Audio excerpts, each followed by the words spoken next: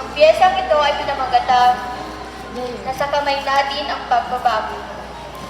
Politika, 8 letra, pero saan damakmak ang nagkakaproblema? Mga taong nasisilawan sa pera, kaya tayong mga Pilipino ay nawawalan ng pag-asa. Malapit na ang halalan, marami ng proyekto ang pamahalaan.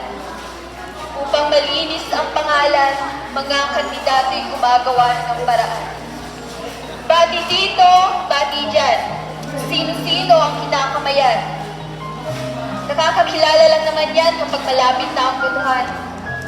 Mag-aalok ng tulong yan, pero ang kapalit, kailangan mo din silang tulungan.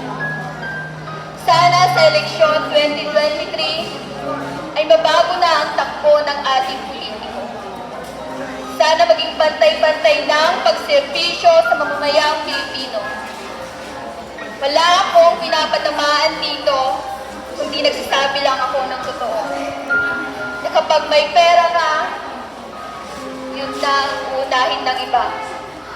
At kapag wala kang pera, ay kawawa ka.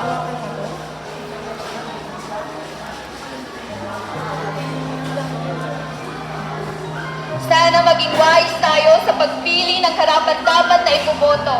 Huwag tayong bumasi sa kanilang salita, kundi bumasi tayo sa kanilang mga gawa at magagawa pa nila.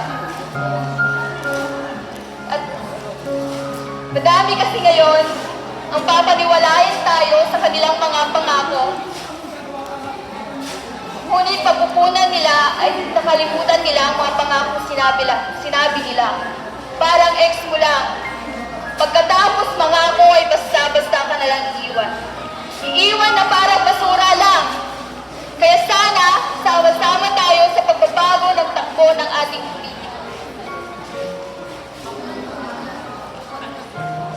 Pagbabago ng takbo ng ating gobyerno at ng ating politiko, choose wisely, choose smart.